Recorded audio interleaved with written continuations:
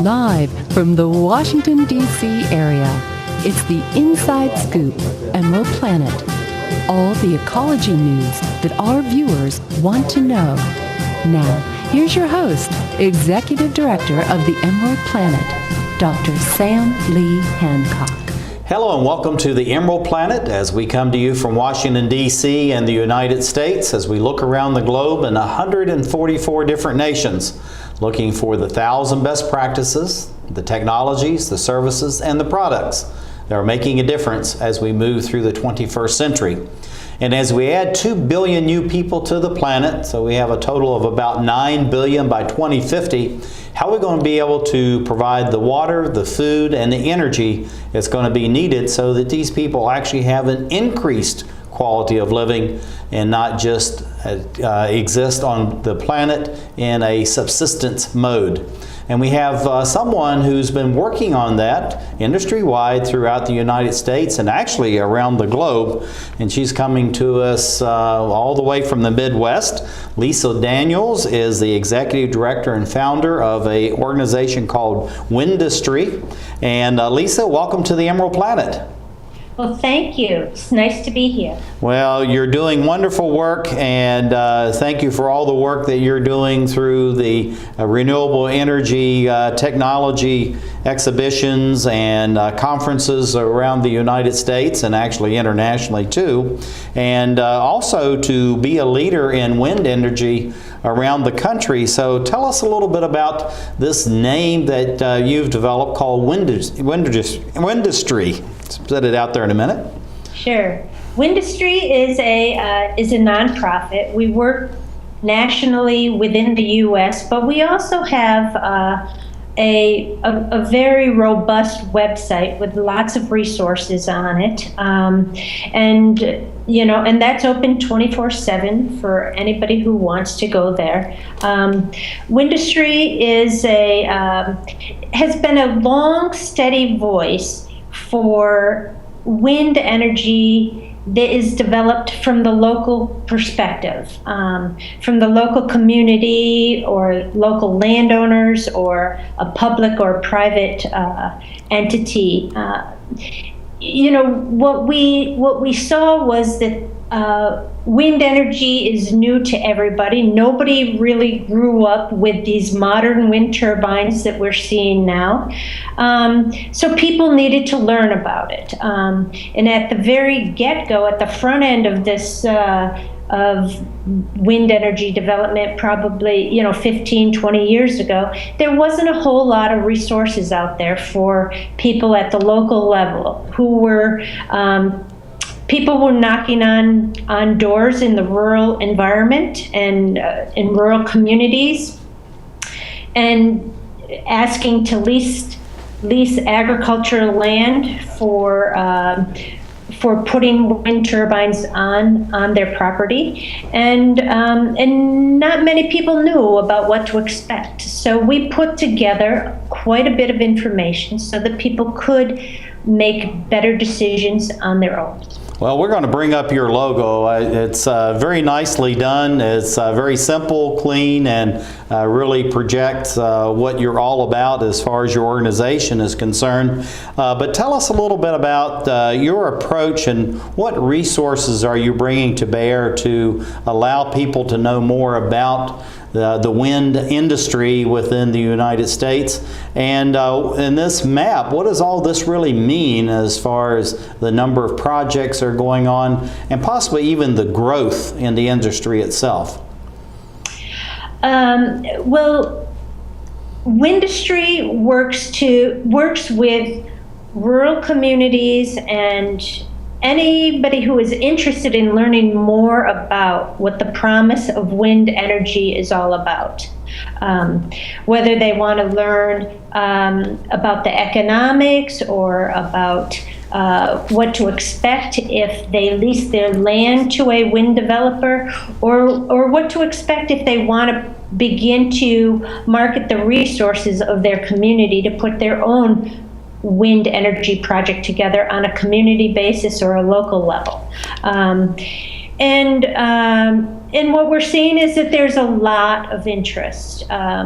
People are interested in seeing what the technology is and how it can work for them in their community or for their farm or family farm or for a big region, a big area. The map that you see here is probably a little bit out of date, but the numbers change, but it's really something I can walk you through anyway. And we have a. Well, just quickly give us an overview about this, because we have a number of questions that we want to cover. Yep. This map is really about almost every state in the nation that has wind energy development. If we can bring, there we go. Has community wind energy development as well. So we've broken the numbers out a little bit more. You can see how much installed capacity there is in every state in the nation. And you can also see how much of that is community wind. And by community wind, we mean how much is locally owned or locally controlled, or how much how much is really considered clean local energy on the distributed level. So it's a little bit different kind of a development. The typical way a wind farm gets developed in the United States is that a financer or a wind developer will look to see where they can put in 100 or 200 wind turbines in one large array.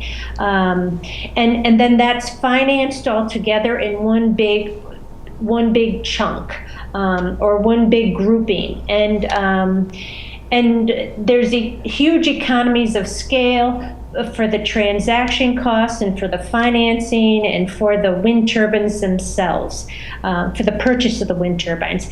But we're working on a different kind of a business model, a different kind of development, where a community or a group of farmers or a school or a hospital would say, we need this much energy, and we would like to see a project that is maybe one or two or a small cluster of commercial scale wind turbines. And we call that community wind. So it's locally initiated and locally owned and put together and locally used for a specific purpose with a specific load, and it is it's a very different business model. Lisa, looking at the issues surrounding wind, I know that there's many issues as far as permitting and people either being very much for or against, and it's not just wind, it's any kind of locally produced energy. But what are some of the dangers of only depending on fossil fuels as we have in the past, and how are we able to allow for innovation and new technologies and new green jobs within local communities by having this, what's now called distributive energy, distributive power? Well,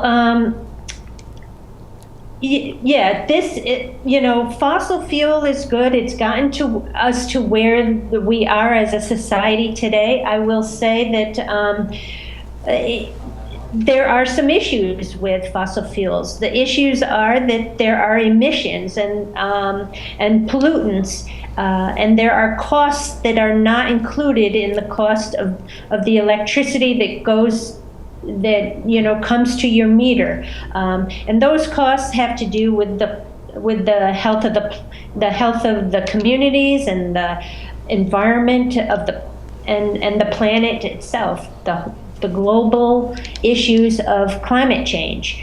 And so it is good to have a diverse set of resources for how we power our communities and how we power our everything in our lives. And renewable energy, the wind energy, sun, methane digesters, all of this stuff is renewable. So we're not extracting something out of the ground. We're not there's usually less emissions, if there are any emissions at all. And this is an important piece to putting together clean energy and a clean Lisa, energy. we need to, Bill has a question for you. You met Bill Busker, who is the Executive Vice President of Emerald Planet, and I'm going to let him ask the next question. Hi, Lisa. How are you tonight? Beautiful. Yeah. How are the communities managing these challenges? What are they doing about it? Well, this is something that communities can do. If a community has a robust enough wind resource or even a good solar resource, they can put together a renewable energy system that serves their needs and serves their loads, and is something that is right here, right now. And the jobs that come with putting in new generation, installing new generation, and the maintenance and operation, usually a renewable energy project or a renewable energy system is has a 20-year life cycle. So that means it needs operations and maintenance over the course of that 20 years. These are good quality jobs, these are skilled jobs, and these are desirable in any community. Well, Lisa, we're running out of time. We only have about 1 minute left. So what do you see for the expansion of the windustry, as you call it, over the next 5, 10, 15 years as we move towards 2050? Well, I see that there's a number of different ways that this can take us into the future. And it is something that we are doing now. This is real energy. This is real electricity production that's happening right now.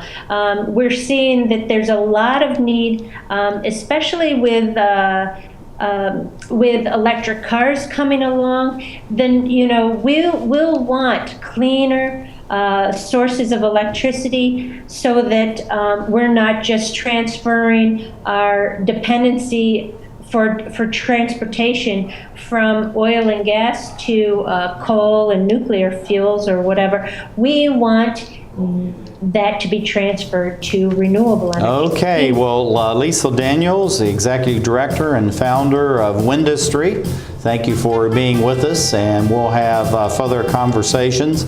And it's really interesting to hear about what's going on as small landowners are able to take part of producing energy for the United States as we create the Emerald Planet. Osama bin Laden calls getting nuclear weapons a religious duty. Today, materials that can be used to make nuclear weapons are stored in more than 40 countries. Sometimes protected by just a chain-link fence. Yet not enough is being done to lock down these materials Before terrorists steal them. Why did we learn all this? My mother, My son My sister-in-law. were all murdered September 11th. help protect America. Together we can. Please join us. The stem cell issue is being debated throughout the country. Truth is, most everyone has an opinion, even if they don't know the facts. Let's stop arguing and start really understanding the potential of stem cell research. For us and for millions of Americans living with disabilities, get the facts. Call 1-877-842-3442 for free information from the Stem Cell Research Foundation. That's 1-877-842-3442. Following the tragic events of September 11th, there have been hundreds of violent attacks against innocent Americans. Remember what that flag you're waving stands for. Remember, please stop the hate. We're stronger when we are united. Remember what that flag you're waving stands for. One nation, under God. Indivisible. With liberty and justice. For all. In America, there's either room for everyone, or it's not America. Don't pick the wrong fight. Let's keep America land of the free. Stop the hate. Planning a home renovation? Put this at the top of your to-do list. Because after 10 years, none of you are protected against tetanus and another potentially fatal disease, diphtheria. A minor injury, such as a cut or a scrape, can put you at risk for a tetanus infection. And while safety gear offers some protection, an up-to-date vaccination called the TD Booster is the best insurance against tetanus. So get the TD Booster. If it's been 10, do it again.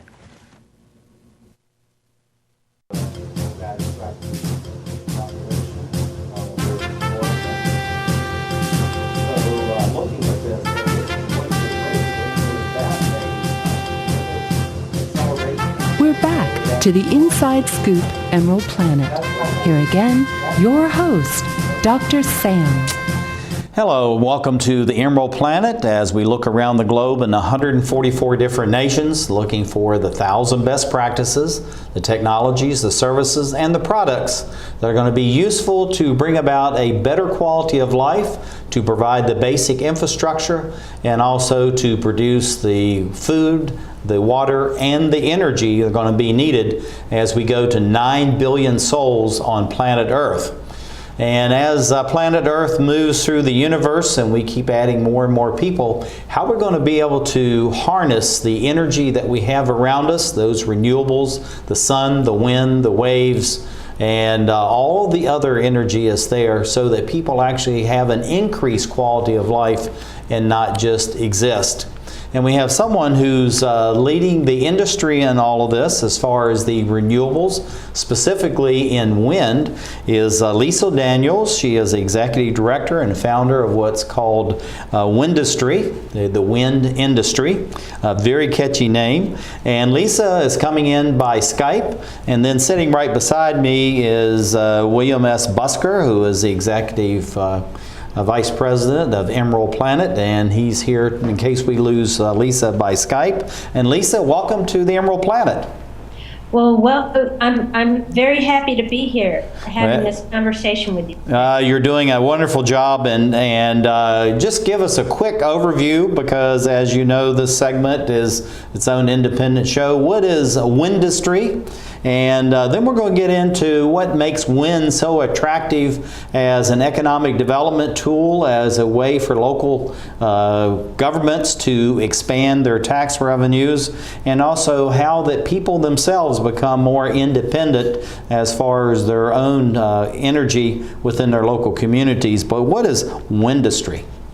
Windustry is a small nonprofit. We're based in Minneapolis, Minnesota, but we work throughout the U.S. and I would say we're a long, steady voice for community wind. Community wind is where there's more local ownership, local involvement, local investment in the wind energy development that takes place. Well, I tell you, going back to my youth, there were actually windmills, as we called them in those days, that would pump the water and do various projects on the farms and ranches in Southwest Virginia, where I'm from, and also around the United States. But what makes wind industry so attractive as we're here in the 21st century? Well, I'd say you're right. The wind pumpers for pumping water were instrumental in settling the whole Midwest and the far West, where they could get water for cattle and for themselves. Today, with modern wind turbines, we're seeing that the electricity that comes out of wind turbines, that comes from wind turbines, is essential. It's a clean, renewable resource. It fits right in. It fits right in on the electricity grid, especially the kind of wind development that I'm talking about. I'm talking about community wind mostly. And this is where there are projects that are designed for a community need. And the power is most often used locally. And these projects usually fit right into a community. They're not as disruptive as some of the larger ones that need large transmission lines to carry the power from where the wind is blowing to the population center. So the type of wind energy development that I'm talking about is usually a smaller number of commercial scale wind turbines, small numbers or small clusters of them. And this is usually just fits right in, both financing-wise and siting-wise and permitting-wise, and usually it meets the load. Well, looking at the people in the local communities, I know there are a number of farmers local town councils, city councils, board of supervisors are very interested in this because this is a way that they can actually add green jobs into the community. It makes them independent in case something actually happens to the large grid system, as we know that's been around well over 100 years, and it keeps expanding, but in many ways is becoming less stable. And as we add more and more people into the United States, as we go towards 350 million people in this country, distributed energy is really a way that we're going to have to go. So what are some of the benefits and what form of how this energy actually works within a local community? You shared some of that, but expand upon that, Lisa. Well, sure. We're seeing some of the, some of the really ripe and good uses for this kind of energy, and it can be, distributed wind or distributed solar or methane digesters. Distributed renewable energy on a local level is really good. It comes in really handy for when there are extreme weather instances. For instance, with Hurricane Sandy that happened last year at about this time, there were a couple of wind turbines in the area that were in the path of the storm. They survived the storm. The thing that happened was the system around them came down, but the wind turbines survived it just fine. Well, looking at this photograph that we have right here, you can see a wind turbine in the back. It fits right in, and it's just part of the community. You see the people moving to and fro, and then, of course, almost at ground level, you see the solar panels. So it really is a way to boost the energy levels within these communities, but at the same time allows people to decrease their dependency on something that could be coming 1,000, 2,000 miles away. Exactly.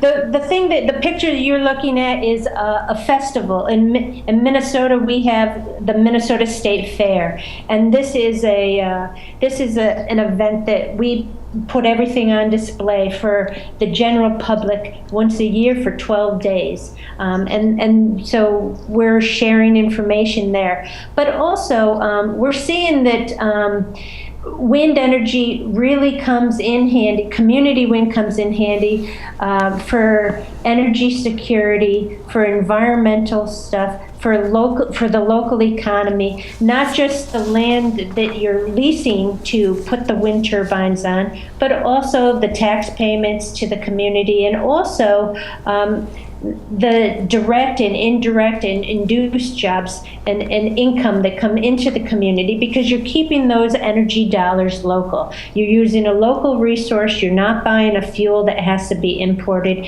and you're keeping all of those dollars right there in the community. Also, we're seeing that the military has made a huge, big effort right now to make all of the military bases within the U.S. and their forward marching command posts to be more energy efficient. They've been based on fossil fuels, but they've been losing a lot of lives just moving those fossil fuels from place to place, moving the oil and gas from place to place. So they're working to be a little bit more self-reliant and use the resources that are right there where they are. Well, I know, Lisa, this is one of the things we've actually talked to the commands in Washington, D.C., and of the over 1,600 military bases, they actually want to have all of them to have a redundant system and actually be off-grid and to be able to provide their own energy. Bill Busker is sitting beside me, who you know, and he's going to ask the next question. And we had up the three bookmarks that your organization had developed. I think these are absolutely fantastic. So let's put those back up. And Bill, why don't you ask the next question? Sure. What are some of the benefits of renewable energy? Benefits of renewable energy is that it does not contribute to climate change.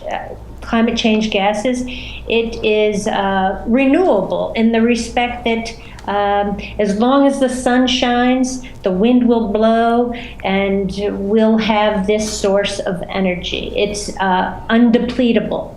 And usually it is an asset of the region. We see that these, you don't have to import it.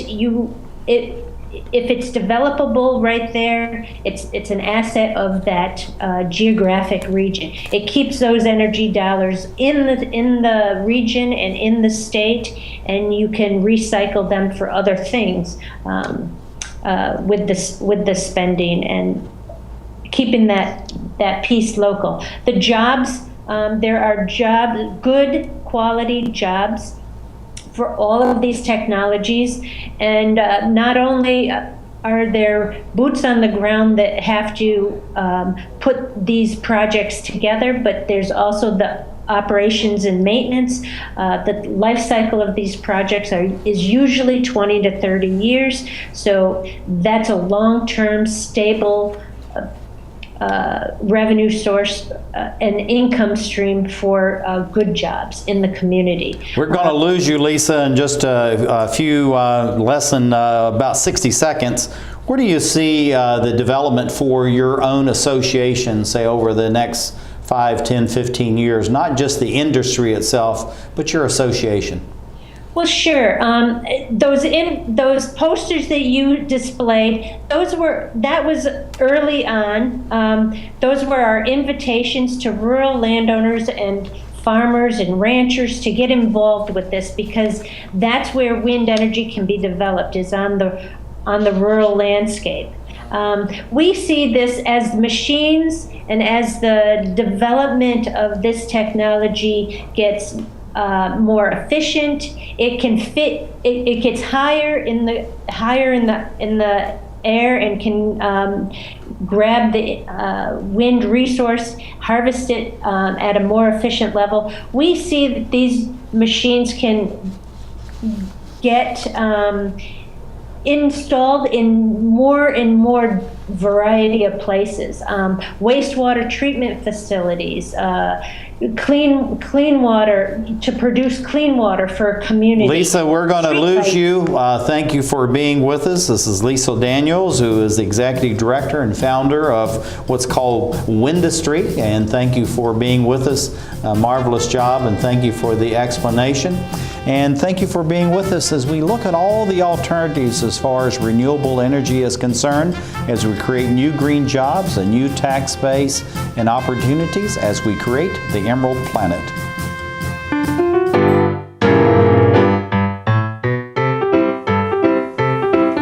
There's more than just books at the library.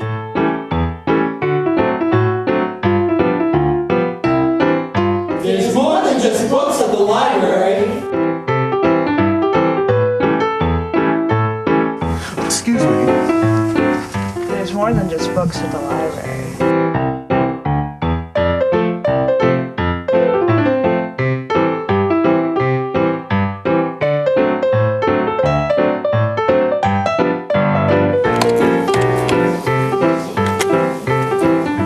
Il y a plus que de livres à la bibliothèque. Hello. You have a lot of great books here today. You know there's more than just books at the library. I know. There's more than just books at the library. I don't want to be hooked to a machine. I want all the medical treatment available to me. I wouldn't want my family to have to make this decision. My doctor knows what's best for me. An advance directive is your life on your terms. Talk with your family. Decide what's right for you. Then put it in writing. Documenting my wishes today means my family won't have to make heart-wrenching decisions later. To learn more, visit www.putitinwriting.org. 1,200 American youth run away from their homes every day. The National Runaway Switchboard is here to help. 1-800-RUNAWAY. If you are a runaway, thinking about running away from home, or a parent or guardian concerned about issues facing your child, call us 24 hours a day. 1-800-RUNAWAY. In times of crisis, Hope is just a phone call away. 1-800.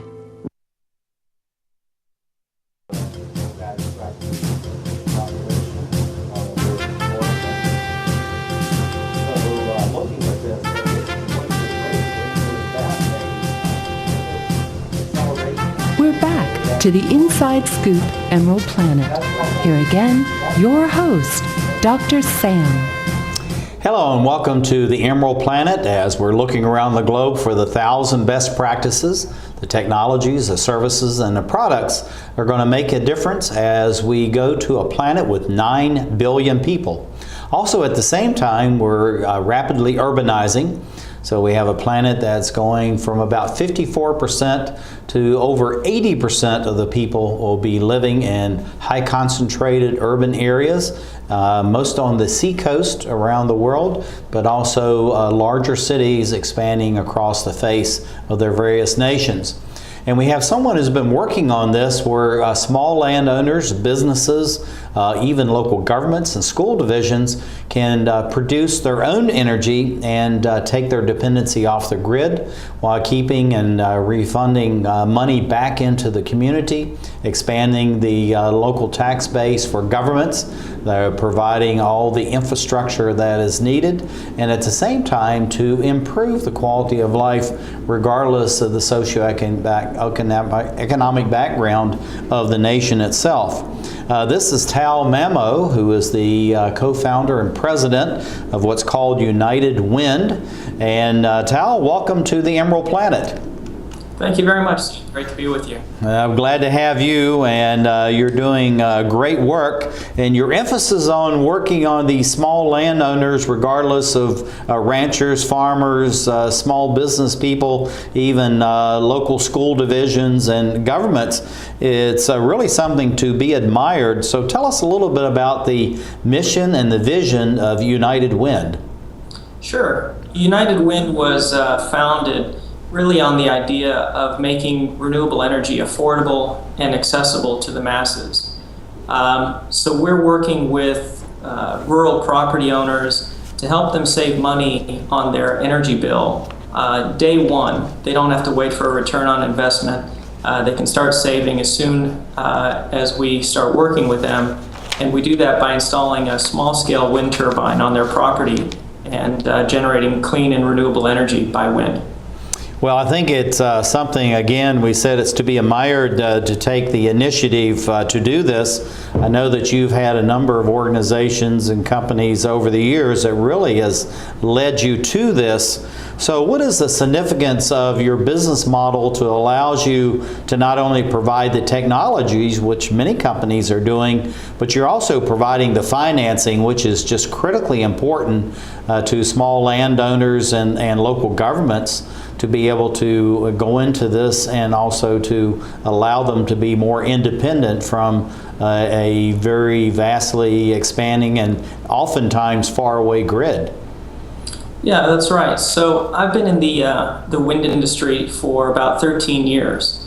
And when I started, we were selling wind turbines to property owners, and there was no financing available. So people would have to come out of pocket several hundreds of thousands of dollars to install a turbine and wait anywhere between 5, 10, 15, sometimes 20 years to get a return on their investment and start seeing that savings. So it was mostly people that were very environmentally conscious, that wanted a wind turbine and could afford it. With our new program at United Wind, we're able to lease the turbines to the property owners for little to no money down. So now a property owner can sign up to our wind lease program, and as soon as we install that turbine on their property, they start seeing an instant savings on their energy bill and can start saving money from the start, as well as all the environmental benefits that come with it. Well, you know, many companies and organizations are looking more and more to the urban areas because of the concentration of people. It is a grid-centric environment. and in many ways ignoring the more rural areas and small towns, but yet you're actually going in the opposite direction, where you really are focused on more rural and small areas and even farmlands. So why are you targeting these areas as far as your business model is concerned? Yeah, with our products, wind turbines, as you can see there on the screen, we're installing wind turbines anywhere from 100 to 140 feet in the air on towers. And wind turbines work best in areas where you have very little obstructions or turbulence. So in urban areas where you have a lot of buildings and trees and obstacles, you really lose a lot of the potential energy that's in the wind. So by going to more of these rural areas and farmlands where they have tens, hundreds, or thousands of acres, you have a lot of clear, unobstructed access to the wind. And when you're installing a 100 to 140 foot tower, it really becomes less of an issue to the property owner or the neighbors when you're dealing in such rural areas. Well, looking at that, and as you know, sitting right beside me, a gentleman that you have met is Bill Busker, who is Executive Vice President at Emerald Planet. And he's not just another handsome, intelligent face sitting here, but he's actually going to ask the next question. Bill? Hi there. Developing wind turbines and installing them around the country and maintaining and supporting them seems like a large challenge. How do you accomplish all of that? Yeah, that's a great question. Throughout my history in the industry, with the company that I founded in 2000, which is called Talco, we worked with local dealers and installers around the country. So we had a very professional network of dealers and installers all across the states and into the Bahamas and different territories in Canada. And we're working with them primarily through Windlease as well to not only install and offer all the local support such as permitting and excavation and all the work that goes in with installing a wind turbine, but also maintaining these and doing the annual O&M. So these are our local contractors. So again, it's bringing more money to the local community by using local labor to do all of the work for installation, as well as the ongoing O&M for the next 20-25 years on these machines. So looking at what you're doing, and I'm going back and forth between these two photographs, and you know, the people are working with you out in these rural areas, and how these wind turbines really just kind of fit into the scenery. How do local farmers, ranchers, and foresters increase their earnings, which is very important in these rural areas, but also allow the local governments to expand their tax base to be able to pay for the critical services which really go into fire departments, schools, health centers, libraries, and other basic infrastructure, which many people just take for granted? Yeah, so, you know, farmers in general really like predictability. Unfortunately, they can't predict the weather or Mother Nature and how their crops will do or what the prices their crops will yield. So they try to reduce uncertainty any opportunity they get. So by installing a wind turbine on their property, and with our unique Windlease system where they have fixed costs for that energy, they know that no matter what happens in the not only local, national, or world economy for energy, their energy prices are fixed for the next 20 years. So they've now taken a big unknown and been able to harness the power of wind and really add predictability to their work on the farm. Now, by saving money on their energy, not only instantly, but over the next 20 years, it's keeping more of their hard-earned cash in their pocket that they will then go and invest in their local economies, shopping at their local stores, going out to restaurants, all of the different things that people do in their local economies. And by having more money available to spend locally, they're also raising that tax base for the local government. More money being spent locally means more taxes that then the local governments can then afford to continue maybe hiring more teachers or keeping the police and fire departments well staffed. I think this is something, Tal, that really many of us miss, particularly if we're living in larger urban areas, the importance of these small communities. Many times they struggle because the ups and downs of the agricultural economy or forestry, even the areas where fisheries is a big source of income. It's very difficult for them to control anything around them. And like you're saying, the one thing they can control through your wind lease project is their cost of energy, and over time it's actually going to decrease. Are you doing anything so that the farmers actually become not only independent from the grid, but at the same time they're actually sell their energy into the grid, so there may be some type of earnings coming back into their property? Yeah, so most of the revenue that they get is through savings. Different utilities have different programs which either allow or disallow kind of overproduction. So we use what's called net metering to kind of offset their energy use. So for example, if during the night everyone's asleep, the wind is blowing really hard, but they're not using a lot of energy, then they'll develop a credit with the utility that then will be used maybe during the day when they've got the air conditioner running and maybe some farm equipment, and then using up that credit. So through net metering, we're able to capture all the energy that's being generated, whether it's during times of peak loads or not.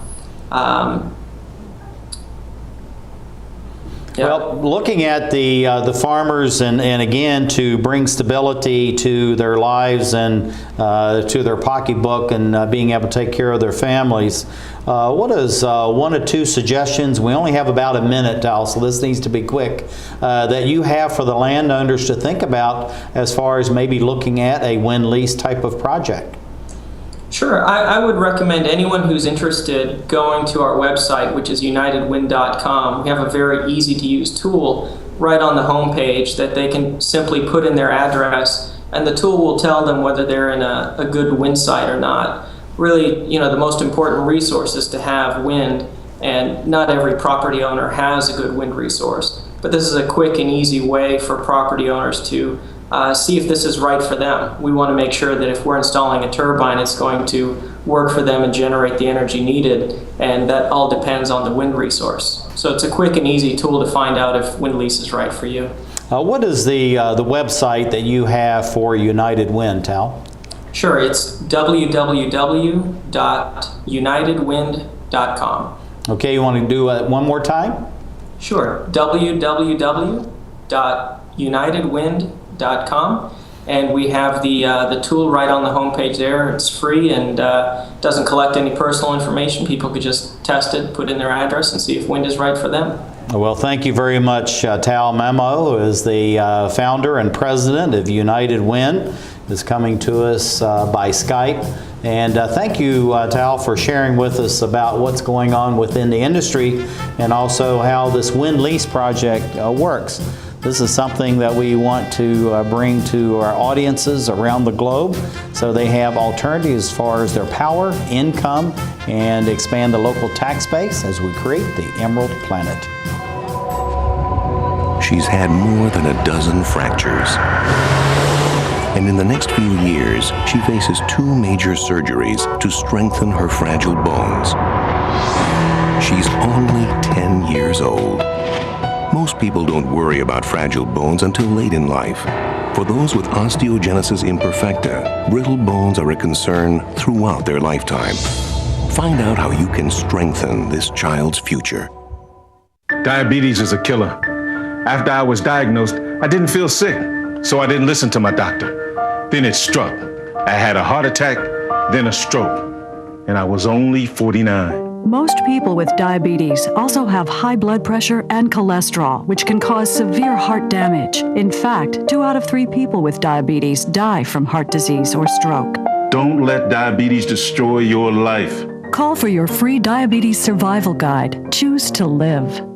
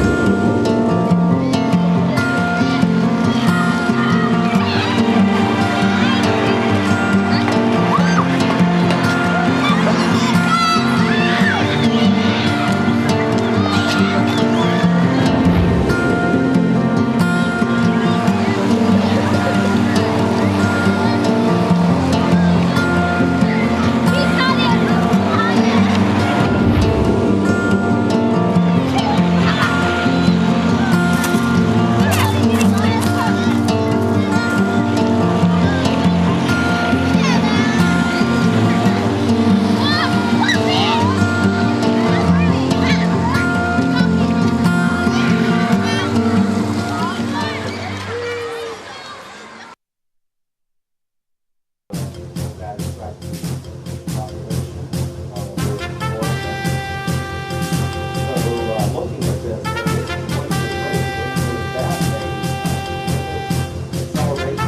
back to the Inside Scoop Emerald Planet. Here again, your host, Dr. Sam. Hello, I'm Dr. Sam Hancock, the President and Executive Director of Emerald Planet, coming to you from Washington, D.C. in the United States as we look around the globe in 144 different nations, looking at the 1,000 best practices, the technologies, the services, and the products that are making a difference as we move through the 21st century. And as the world rapidly urbanizes and also we add so many billions more people to the planet, and also we deal with severe climate change, we have to look at ways that are going to be alternatives as far as energy is concerned, as well as food, water, and basic infrastructure as we add all these new people. We have someone who's been really working at this for a number of years, very much involved as far as renewable energy, but it interconnects and interrelates to all the other basic infrastructure that we need. Russell Tencer, who is the CEO and co-founder of United Wind, is coming to us from downtown in New York City. Russell, welcome to the Emerald Planet by Skype. Thank you. And I'm going to introduce you to someone that you've only just recently met. This is William S. Busker, who is Executive Vice President of the Emerald Planet, and he's going to be with us in case we lose you by Skype. But what is the idea behind United Wind, and how is that important for urban areas, just like what you're doing, but also the focus of your organization, which is reaching out to more rural areas and smaller communities around the United States and, of course, overseas? So yeah, thanks again for having me on the show. So United Wind is focused on bringing wind energy directly to the consumer.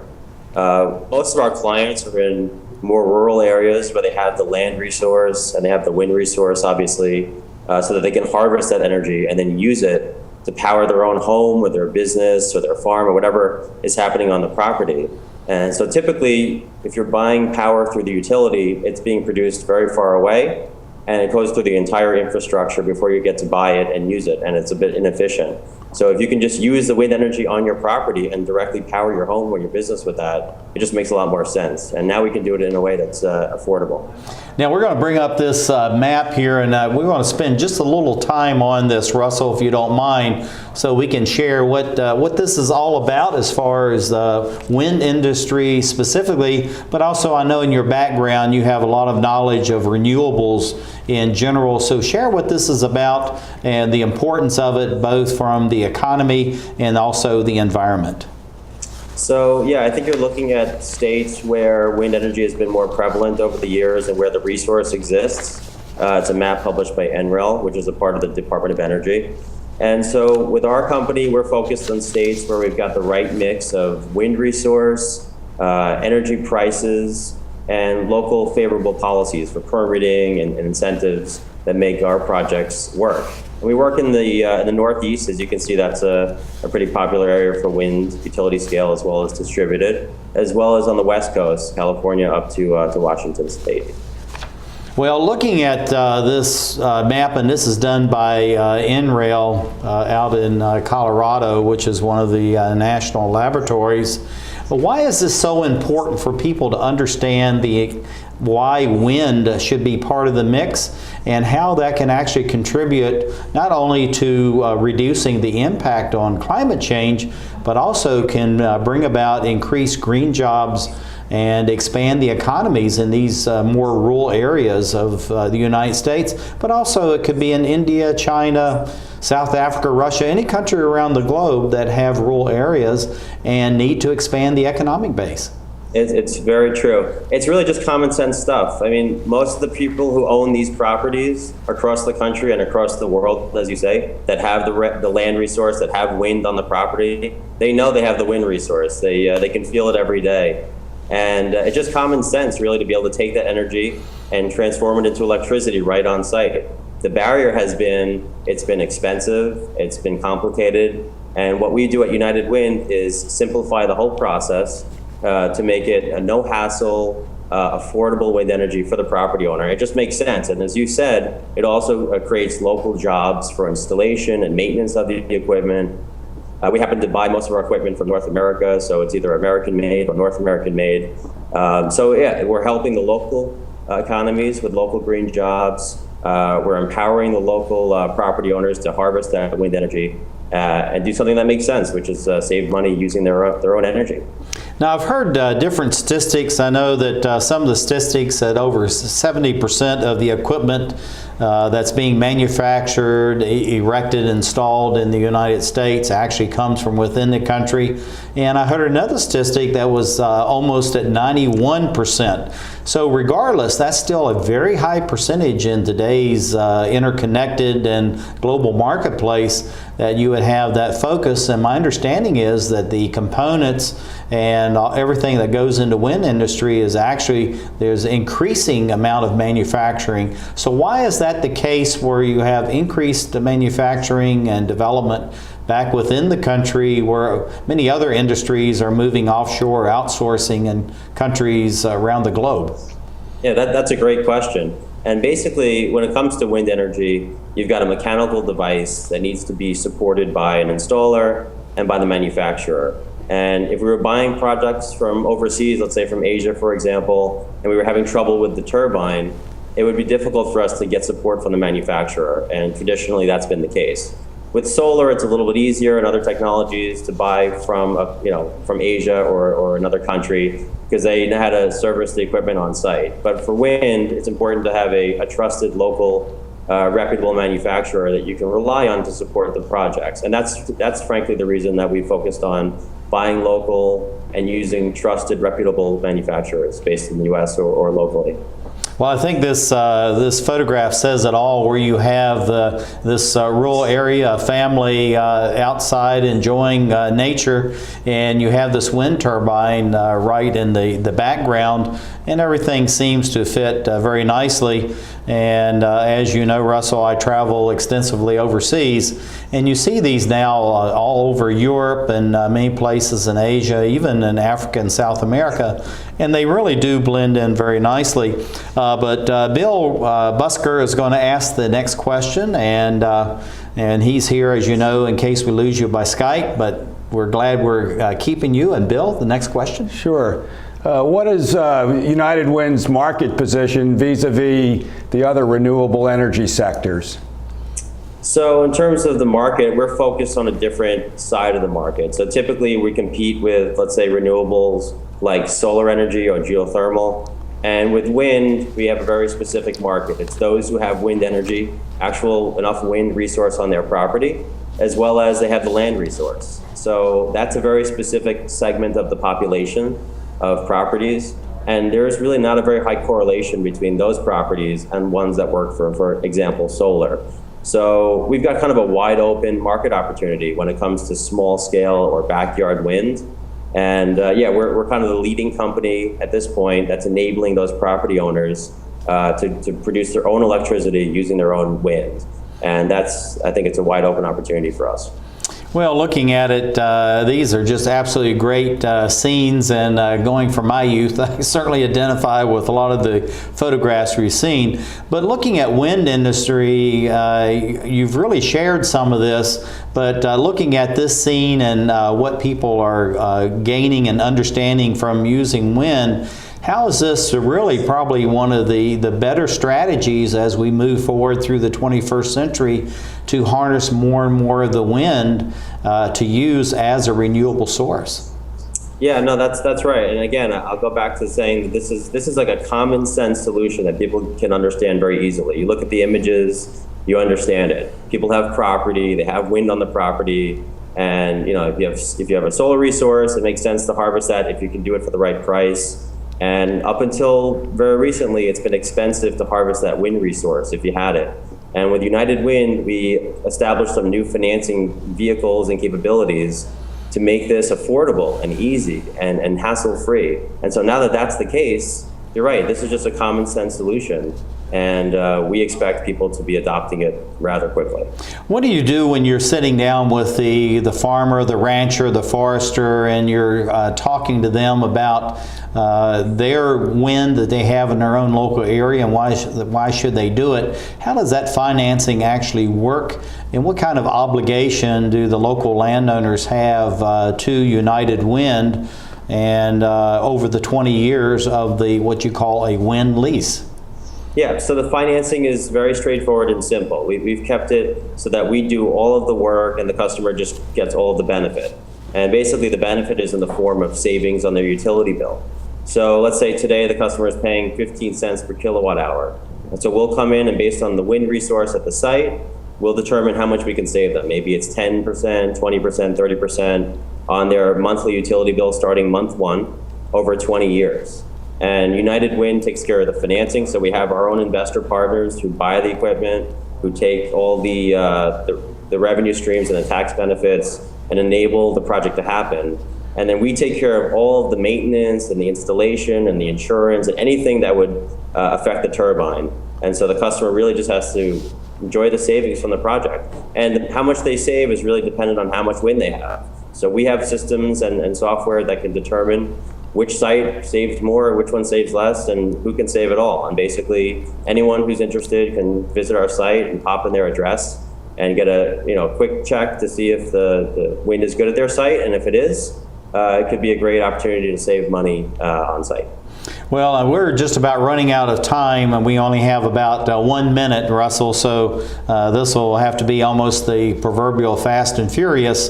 But what do you see? How can people watching this program, both here and abroad, get involved with United Wind to expand the benefits from and also the opportunities to enjoy wind or renewable energy? Well, I would say if they've seen the segment and it makes sense to them and they get what we're doing, a really easy step is checking out our website, unitedwind.com, and popping in your address and seeing if your site makes sense for wind energy. If it does, give us a ring and we'll tell you how much we can save you. If it doesn't, maybe you think of a neighbor or a friend that has an interest in this. And just referrals are, the way forward here. So that's it. Well, Russell Tencer, CEO, co-founder of United Wind, thank you for being with us. Thank you for sharing, and this is something that really is important for renewables as we go forward through the 21st century and take on these 2 billion new people who are going to be using all types of energy and also to produce their own food, and as well as the energy they have. So thank you for being with us. Bill Busker, thank you for being with us as a backup, and thank you as we create the Emerald Planet.